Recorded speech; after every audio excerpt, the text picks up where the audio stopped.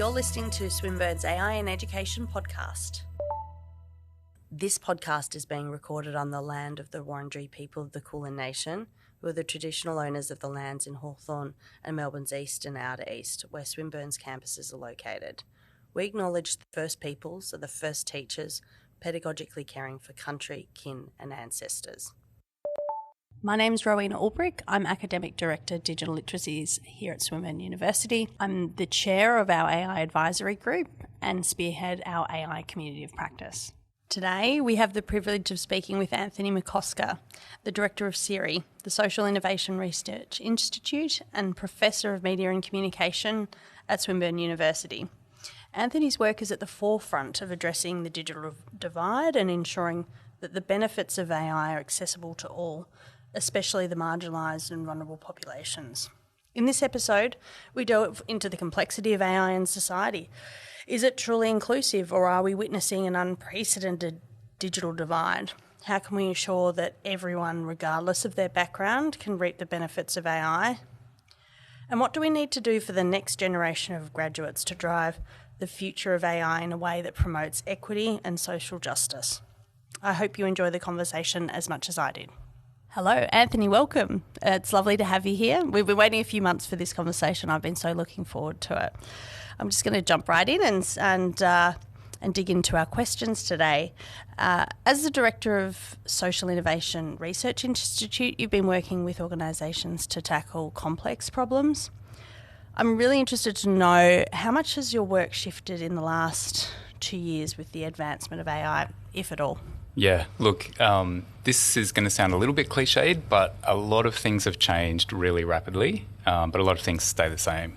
So there's another cliche that goes with this that says something like, we overestimate the short-term impact of technologies like AI, and we absolutely underestimate the long-term impact. So we're really in that phase of trying to get beyond the hype and the short-term impacts and think about, well, what are the long-term kind of changes?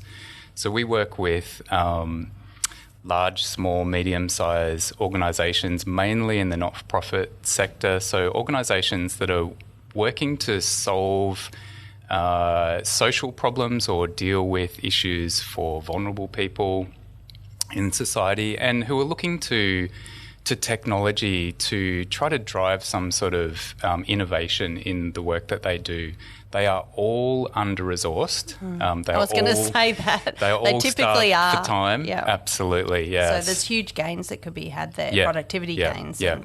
So, but the thing that we have to remember is that this is part of a trajectory. You know, the last 2 years has been really interesting with generative AI, but it's been a long trajectory that you could trace right back to the developments around the internet and digitisation just generally. So what organisations refer to and the Australian government refers to as digital transformation has been taking place over a long period of time. So we're talking decades, really.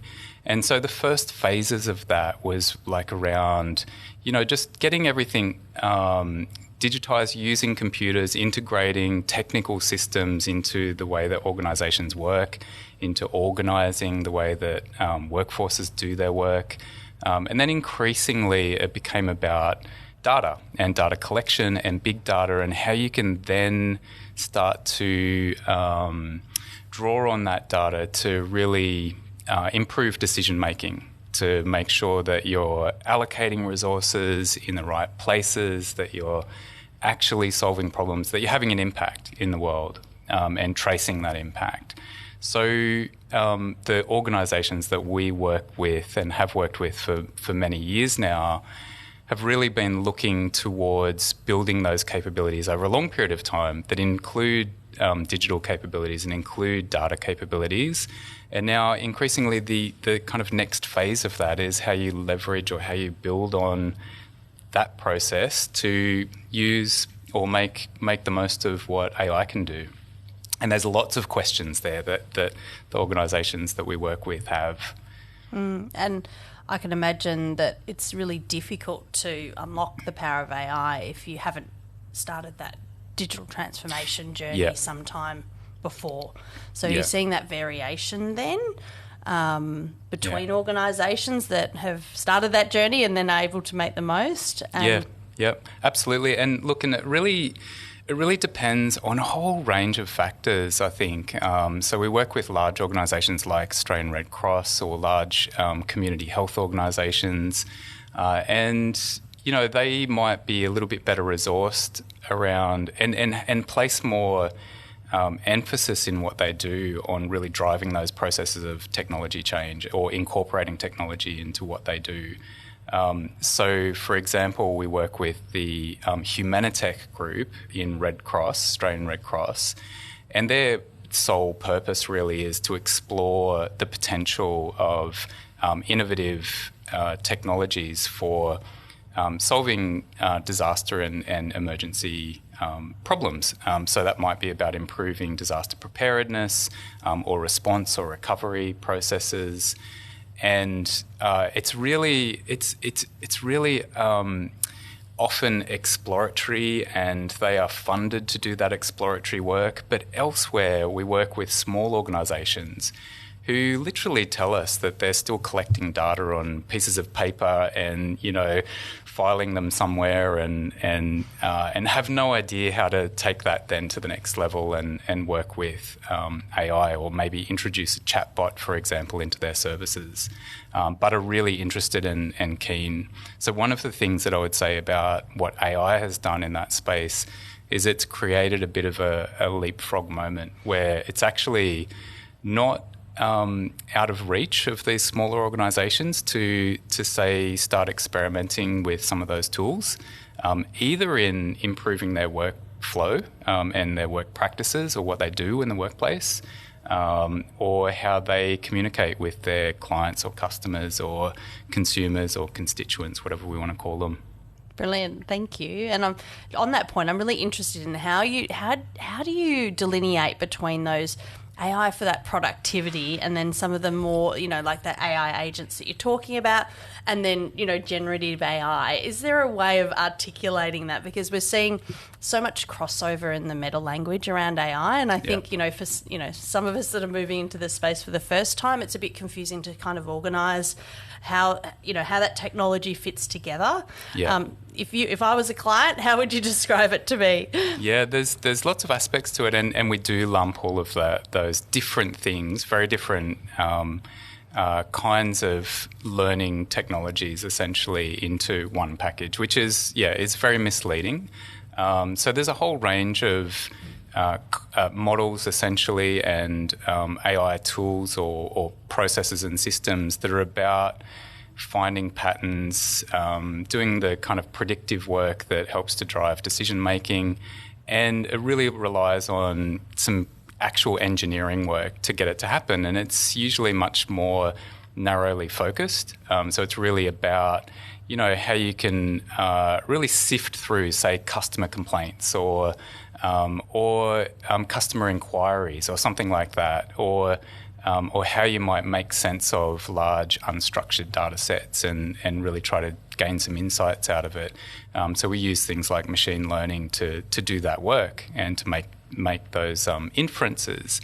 But then we have this whole set of technologies that are built around large language models and foundational models that are essentially already established models that can then be put to use in particular circumstances. So it's really then about refining those models and just developing some I guess frameworks around how they might be integrated into an organisation's work. So that's where you get things like chatbots, which essentially there's a lot of off-the-shelf packages that people with very little coding skills can adjust and sort of formulate to work for their purposes. And it might be as simple as there is a bit of a blurred line between the productivity aspects and then the sort of more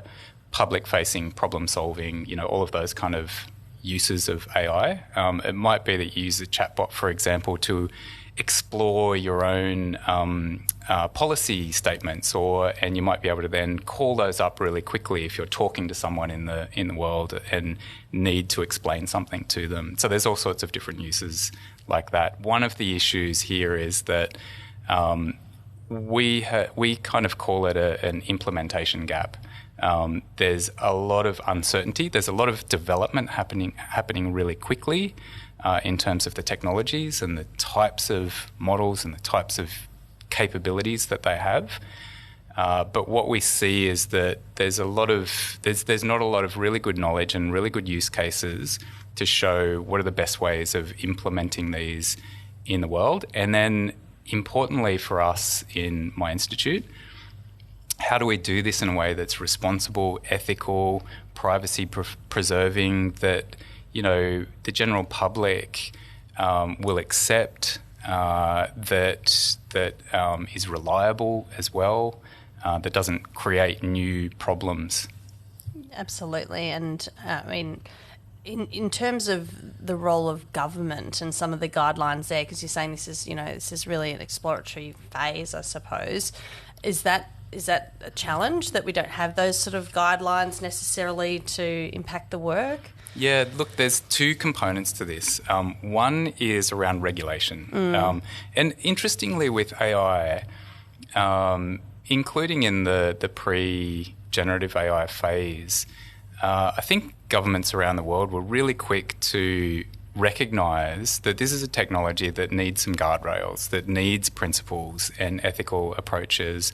And so the whole field of responsible AI emerged actually quite quickly, although we do recognise that the development of AI has been going on for many decades, but really developed quickly when it started to take hold in the world and started to see actual real-world applications, not just lab work. And so on the one hand, governments have ramped up really quickly around trying to work out what's the best way to provide those guardrails and to advise organisations and to help people, general public included, and organisations recognise the risks. So that work is kind of happening. But at the same time, the Australian government's very light on when it comes to explaining what are the capabilities, the AI capabilities that we need to develop more broadly, in the sense of what are the skill sets, what's the knowledge that we need, what are the sort of pathways for any organisation to work towards integrating AI into their practices. There's not a lot out there on that yet, and there's a lot of work to do. There's a lot of research to do, I think, and there's a lot of policy work around that needs to be done. And those things do take time, and we're seeing such rapid advancement of the technology itself. So do you think part of that is because it is just moving so quickly? Absolutely. Yeah, it's the every week we see a new thing emerge, or a new direction that AI is taking. New applications. One of the things that we're working on is trying to build that conversation around what's going on, so that organisations are at least talking with each other, sharing information, sharing knowledge, working with each other in terms of what works, what doesn't, what's appropriate. I think we see that happening in higher education, of course, which is your work. Absolutely. And I think that collaboration is so important, and certainly, I suppose the driver for, this podcast and other work we're doing around bringing community together and that sharing and tackling these problems together, I think has been one of the more joyful aspects of this work, is actually bringing people together and having that conversation. There's not that sense of competition around this, because I think we're all agree that it's very hard to have that expertise because it is changing so quickly. So in a way, it's kind of brought us together, which I kind of like about this particular time. I want to bring it back to the projects you're doing with not-for-profit organisations, because they're working with specifically marginalised, vulnerable people.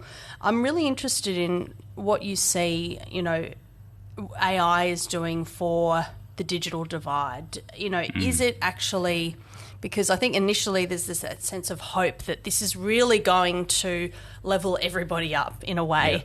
Yeah. What's your thoughts on that? Or do you think it's actually creating an even more vast digital divide than what we've seen before? Yeah, it's a really important question.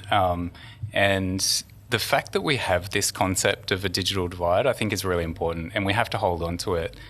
Even though there's lots of variations on it, we kind of refer to and talk more about digital inclusion in the sense of how we ensure that everyone's included in the digital society and digital economy. And that means ensuring that everyone can access, afford, and has the ability to gain benefit from these kind of technologies. And look, what I would say is that it's really important from many years of research through our Australian Digital Inclusion Index. We know that at least 1 in 5 Australians are what we refer to as digitally excluded, and that means that they don't have really good access to digital technologies and the internet. They either can't afford the devices or run out of data, those kind of things, and don't have the ability to necessarily to make use of those technologies. And that 1 in 5 number is really important to hold on to because it doesn't shift a lot. It hasn't shifted a lot over time. And every new technology that comes along, or every new overlay of technology, whether it's social media, whether it's large platforms that we then have to engage with, whether it's the changing nature of our visual media through deepfakes and then the introduction of chatbots, it doesn't necessarily change the situation overall. It may, however, provide some little leapfrogs that are really interesting. So I would say that we always see this. That's in Australia. This is around 4 million people, and that's not nothing. We always see that there's populations and particular demographics. So First Nations, remote First Nations in particular, people with disabilities, new migrants, older Australians, and people of low income and low education attainment tend to fall into that group.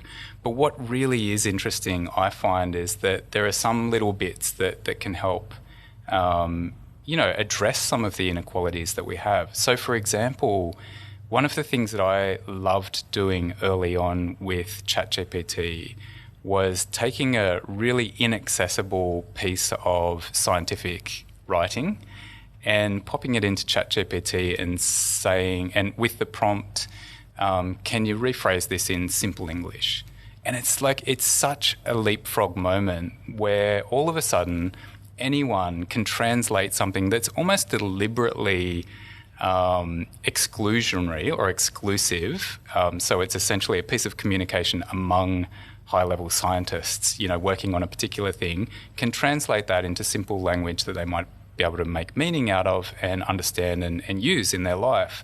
To me, that's actually massive. And all of the translational components of generative AI are like that, in the sense that it has totally shifted what migrant communities have access to in terms of knowledge and information resources.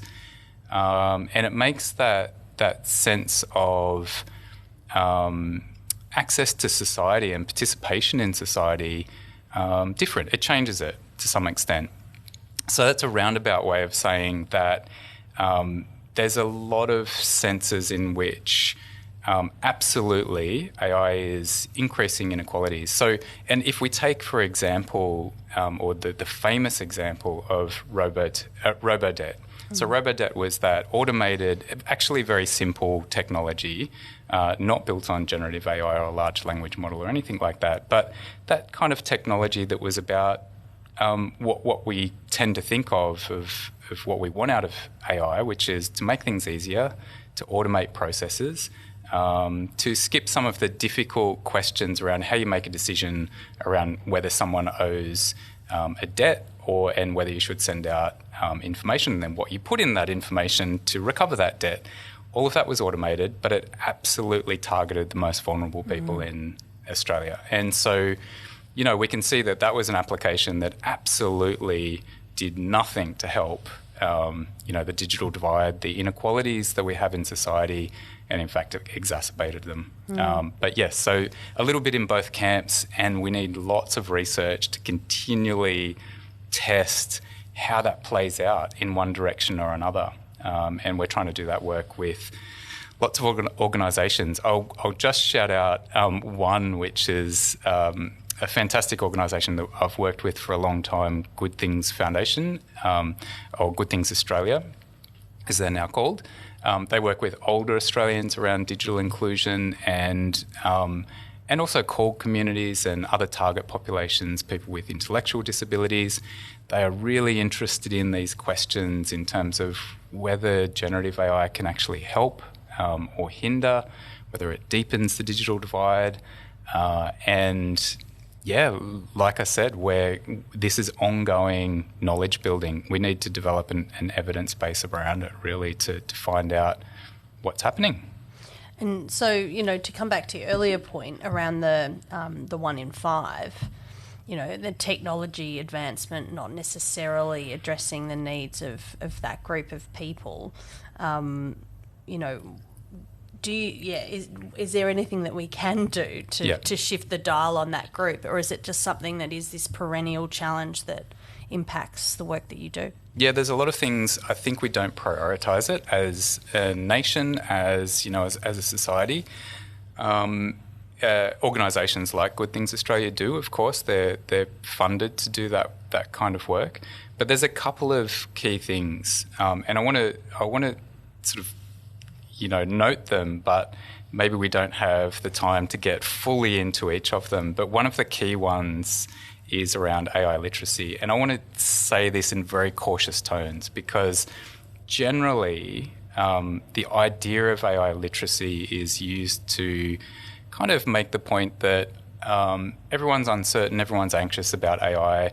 All we need to do is teach them how it works or teach them what an AI model is, and then everything will be good. Everything will be fine. They'll be included, they'll be able to use it, etc. But we know that it doesn't work like that. Absolutely doesn't work like that.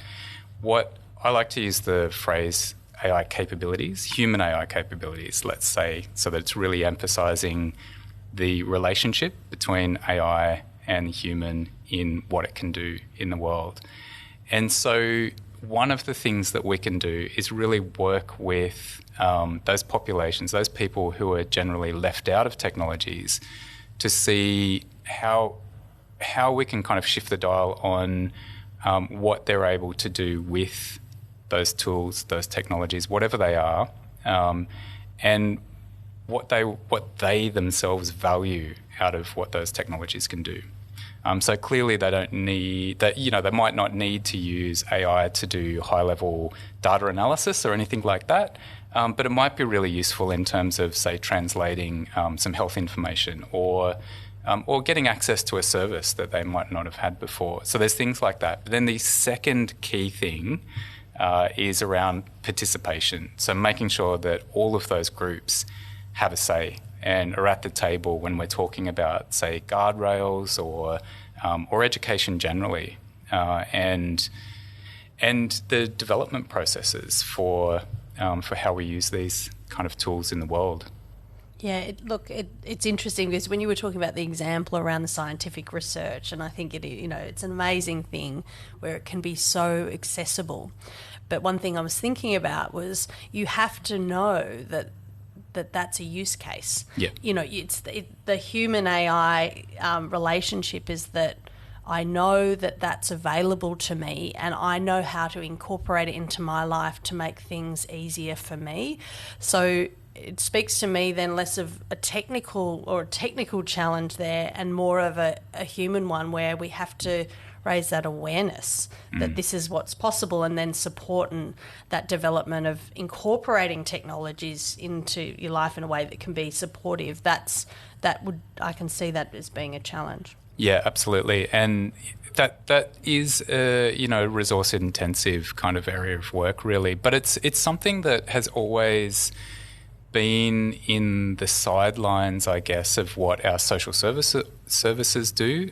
So social work has always been about trying to empower people in their family context, in their personal lives, to be able to manage and negotiate all of the difficulties that those people have, or disadvantages that they have, and find pathways through.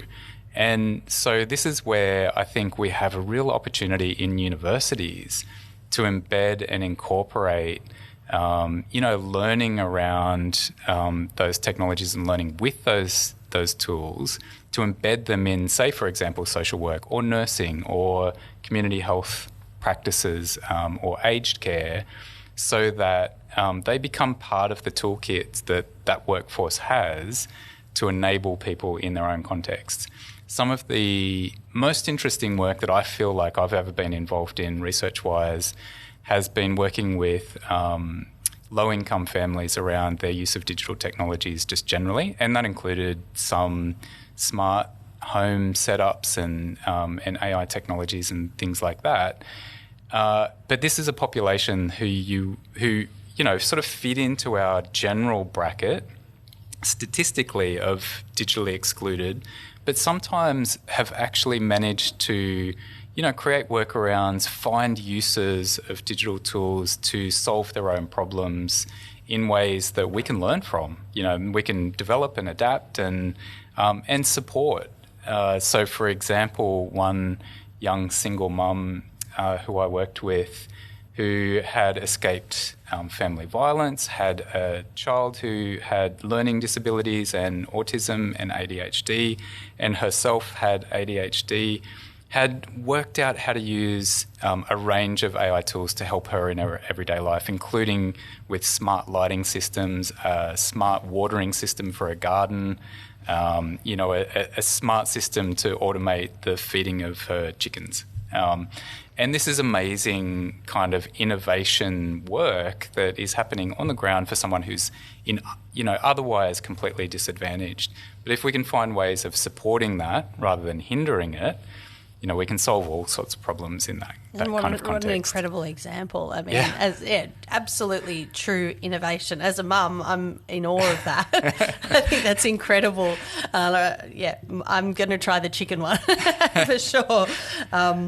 So I want to bring it back to our graduates, because I think it was really interesting, a totally different perspective that I hadn't considered at all around that, the impact of supporting nurses, those that are moving into care industries with that AI literacy, the understanding of how it can change the lives of the people they're caring for. That's really interesting to me. And it sort of picks up a thread around, AI literacy. We're often coming from the perspective of really technical skills, and obviously we need graduates that are technically confident, that are going to participate and drive AI across the next decade and beyond. But do you think that that's really the only thing that we should be looking at in terms of the capability of our graduates? Yeah, absolutely not.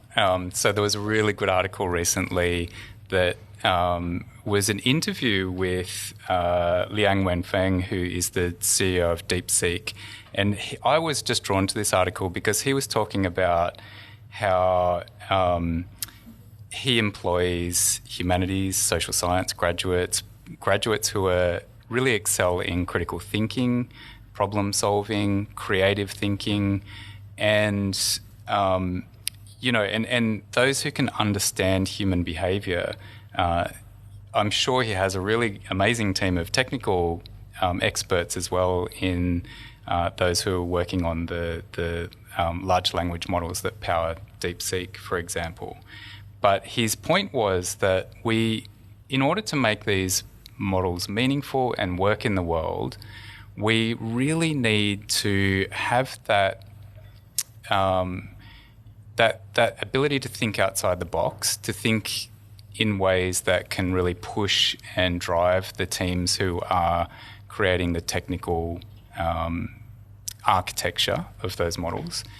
And we also need the domain knowledge that helps them to chart a pathway from what the models can do, their technical capabilities, to what they can achieve in the world, or how they can help people and, you know, people in different contexts and in different professions and in different fields. So it makes complete sense to, you know, to build into a technical team at a technology company, people who have those domain expertise, sets of knowledge, but also just that broad set of diverse experiences that they can bring to those processes.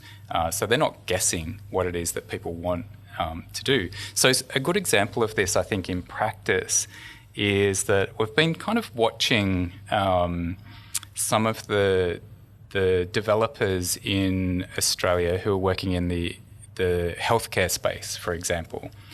So there's a couple of companies that are developing tools for automating the note-taking systems and processes for GPs or clinical practice in different contexts. And essentially these are tools that are fine-tuned. They're built off large language models, but they're fine-tuned to really learn to pick up what's really important in a doctor-patient conversation and transform it into the kind of note format that then slots into the healthcare management system and takes away some of the time-consuming processes and practices of GPs who, you know, we don't have enough of, we don't have enough resources around, who we need to keep, you know, moving and don't need to take up their time with administrative tasks. Now, one of the observations that we had around this was really interesting to me, and it was that some of the doctors who are using these tools, this is fairly anecdotal, we don't have like really good research around this yet, or at least my team doesn't, but some of the doctors who are using these tools decided to stop using them because and the reason was that they were doing a really good, competent job of turning the conversation into notes. It took very minimal effort to tidy them up and job done. But the reason that they gave that they stopped using them was that they actually realised that they were using their note-taking to really connect with the patient and to remind themselves of what was unique about that patient that they could come back to. And it was more or less a process that helped them to evoke that consultation. Now, the AI tool wasn't doing that. It was doing it very literally. You know, it was turning the notes into a very competent piece that picked up on all of the keywords, and that's what the technical team would have optimized that system for. But if they had someone in the room who was able to talk through, you know, what's the point of these notes? What are you trying to do with them? What are you trying to get out of them? Then they might have picked up that there can be some nuance that can help to connect to the patient. So it's just one example among probably millions. I think it's such a solid example to use, and I think to me really speaks to the importance of when we're talking about AI literacy is to not discount the importance of other capabilities, but also the relational dynamic between them, like as in how you're using them together to solve problems, create innovations, because the creativity and that empathy in this example alongside the technical is what you really need to bring it together. So I think that's really interesting to bring back to how we're preparing our graduates more broadly, like the holistic approach that we take, and AI literacy being developed alongside other capabilities really important. Yeah, absolutely. So that's the thing that we can do now. We can try to figure out, you know, what is the value that students have always got from higher education, from learning generally, but how do they have to learn differently now? But I should say how we have to learn as academics and educators as well, how we have to operate differently. And that will always involve co-learning, I think, with AI technologies now. One of the things that I want to and try to push back on in terms of the idea of AI literacy is that, you know, it's a really limited way of thinking about literacy, you know, in the sense that if we think that, first of all, AI is something that is there and it's finished and it's done and we can learn about it. That's great, but that's a fiction because it's constantly dynamic. Secondly, it only actually works in relationship to the user, so what the user can do with it, which is what your point was there. And then, there's this other sense that, and I don't want to take this too literally, but AI is itself literate, in the sense that it can read, it can write, it can act in the world. And this is something that is part of the thing that kind of worries people, clearly.